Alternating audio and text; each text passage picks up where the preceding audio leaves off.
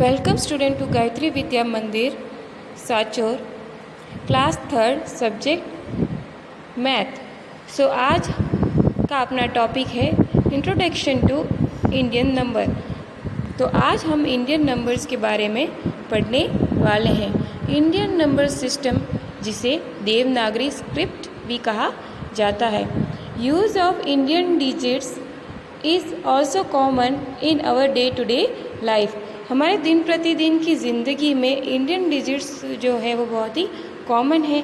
हमारे घर में जो कैलेंडर काम में लिया जाता है, मुहूर्त में, और कई ऐसी चीज़ें हैं जिसमें इंडियन डिजिट्स को, इंडियन नंबर्स को यूज में लिया जाता है।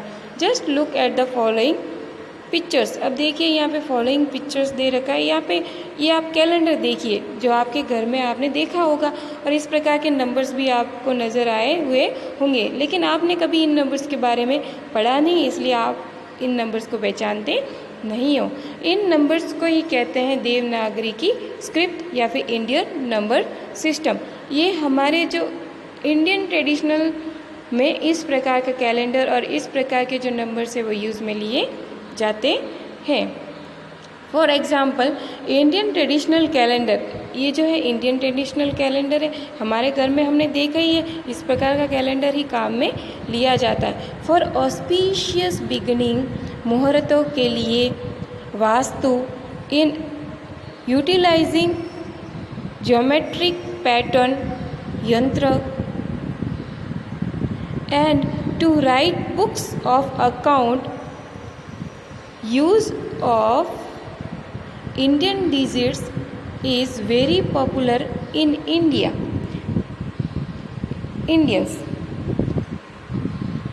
इंडियंस में जो है ये मुहूर्तों के लिए, वास्तु के लिए और यंत्र के लिए, पंचांग लिखने के लिए और जो बुक्स ऑफ अकाउंट्स हैं उनको लिखने के लिए ये जो नंबर्स है, जो इंडियन नंबर सिस्टम है, इनको मोस्टली काम में लिया जाता है। आपने अपने घर में भी देखा होगा, आपके पेरेंट्स के पास जो बुक्स ऑफ अकाउंट्स है, यहाँ तक कि आपके घर में जो कैलेंडर है, इस प्रकार से आपने अपने घर में ही नोटिस किया होगा कि आपके घर में जो दिन प्रतिदिन के ज़्यादातर जो कार्य है वो देवनागरी की नंबर्स के माध्यम से ही किए जाते हैं। This number system is also known as Devanagari की नंबर्स। इन नंबर को देवनागरी की नंबर्स भी कहा जाता है। There is a minor difference between standard form of digit and Devanagari form of digit, which are represent as follows। जो नॉर्मली नंबर, जो standard form of digits है जो हम काम में लेते हैं, और देवनागरी की फॉर्म के जो डिजिट्स है उसमें मामूली सा अंतर है जो आप देख सकते हैं। देखिए स्टैंडर्ड फॉर्म ऑफ डिजिट्स जो है वो दे रखे 1 to 9। ओके, जो नंबर्स है जो दे रखे, इससे आप भली भांति परिचित हो। नेक्स्ट जो है देवनागरी की फॉर्म ऑफ डिजिट्स। देवनागरी की फॉर्म ऑफ डिजिट्स है उनको इस प्रकार से लिखा जाता है। 1 को ऐसे लिखते हैं, ओके, एंड 2 को ऐसे लिखा जाता है, 3 को ऐसे लिखते हैं, 4 को इस प्रकार से लिखा जाता है, 5 को इस प्रकार से लिखा जाता है, 6 को ऐसे लिखते हैं, 7 को ऐसे लिखते हैं, 8 को ऐसे लिखते हैं, एंड 9 को ऐसे लिखते हैं। कुछ एक जो नंबर है उनमें थोड़ा अंतर भी है, जैसे 9 को इस प्रकार से भी लिखा जाता है। तो इसके बारे में जैसे जैसे हम क्वेश्चंस करेंगे वैसे वैसे हम सीखते रहेंगे। इंडियन देवनागरी की digits have been popular since Asian era. प्राचीन काल से ही देवनागरी की जो डिजिट्स है वो बहुत पॉपुलर रहे हैं, बहुत ही विख्यात रहे हैं, जिनका बहुत ही ज़्यादा काम में लिया जाता था। Right the equivalent numbers in Devanagari की स्क्रिप्ट। अब देवनागरी की स्क्रिप्ट में किस प्रकार के नंबर लिखे जाते हैं वो आपको लिखने हैं। अब देखिए यहाँ पे जो स्टैंडर्ड फॉर्म ऑफ डिजिट्स भी दे रखा है एंड देवनागरी की फॉर्म ऑफ डिजिट्स भी दे रखे हैं, तो आपको जस्ट इनको फॉलो करना है और उसके अकॉर्डिंग नंबर लिखने हैं। देखिए यहाँ पे 21 और यहाँ पे ये देवनागरी में 21, तो 2 को ऐसे लिखते हैं तो 2 को यहाँ ऐसे लिखेंगे, और 1 को ऐसे लिखा जाता है तो 1 को ऐसे लिखेंगे। सेम वे 22 लिखा हुआ है तो हम 22 को इस प्रकार से लिखेंगे। 23 लिखा हुआ है तो कैसे लिखेंगे, पहले ये 2 लिखेंगे फिर 3, तो ये हो गया 23। इन द सेम वे अगर 24 हमें लिखना है तो पहले लिखेंगे 2 फिर लिखेंगे 4, तो हो जाएगा 24। और उसके बाद अगर हमें लिखना है 25 तो 2 लिखेंगे फिर 5, तो ये हो गया 25। और उसके बाद 26 लिखना है तो 2 and 6, तो ये कितने हो गए 26। अब अगर हमें 27 लिखना है तो 2 and 7, तो कितने हो गए 27। उसके बाद 28 लिखना है तो लिखेंगे 2 and 8, तो ये कितने हो गए 28। उसके बाद 29, ये 2 और ये 9, तो ये हो गया 29। उसके बाद हमें क्या लिखना है, 30 लिखना है, तो 30 के लिए ये 3 एंड 0 को देवनागरिकी में भी ऐसे ही लिखा जाता है, तो ये क्या हो गया 30। ओके, और नेक्स्ट जो नीचे वाला जो टेबल जो ब्लैंक खाली है, ओके, ये जो नीचे वाले खाली है ना, वो आपको स्वयं को फिल आउट करने हैं और अपनी नोटबुक में नोट डाउन करना है। Renu's grandfather had a ration shop. Renu's के ग्रैंडफादर की राशन की शॉप है, यानी नाना जी की राशन की शॉप है। Renu went to his house during summer vacation. अब रेनू है वो अपने नाना जी के घर समर वेकेशन में जाती है, गर्मियों की छुट्टियों में जाती है। Her grandfather made a slip for his customer.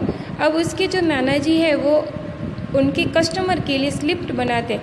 उनकी जो किराने की दुकान है, राशन की दुकान है, वहाँ पे कोई कस्टमर आया है, उसने कुछ ख़रीदा है, तो उसके लिए उसके ग्रैंडफादर ने स्लिप बनाई है। तो उसमें स्लिप में देखिए लिखा हो गया है वीट। वीट कितना है ये देखिए यहाँ पे, ये 4 है और ये क्या है 0, 40। Okay, in the same way oil, oil कितना है ये 10 है ना। और उसके बाद क्या है ये दाल, दाल कितनी है ये, दाल है ये 90, कितनी है ये 90 है ना, तो ये 90 हो गया, ये 10 हो गया और ये कितना हो गया 40 हो गया। फिर नेक्स्ट क्या है ये शुगर, शुगर कितना है ये 30। अब इन सबको हमें क्या करना है, ऐड करना है, तो कितने हो जाएंगे 0 0 0 0, तो यहाँ हो जाएंगे 0। ओके, अब इन सबको हम ऐड करेंगे तो कितने हो जाएंगे ये हो जाएंगे 17। तो टोटल कितने हो गए 117। और 170 को देवनागरिकी में कैसे लिखेंगे 170। Okay, when Renu could not read this digit in the slip, but Renu ने देवनागरी की डिजिट्स कभी देखे नहीं, तो इसलिए वो उन डिजिट्स को पढ़ नहीं पा रही थी। Her grandfather told her that this are symbols of Devanagari की डिजिट। फिर उसके ग्रैंडफादर यानी नाना जी ने बताया कि ये जो सिम्बल्स है वो देवनागरी की डिजिट्स के है। Grandfather, we can write standard digit using this Devanagari की डिजिट आल्सो। अब इन देवनागरी की डिजिट्स का यूज़ करते हुए हम स्टैंडर्ड डिजिट भी लिख सकते हैं।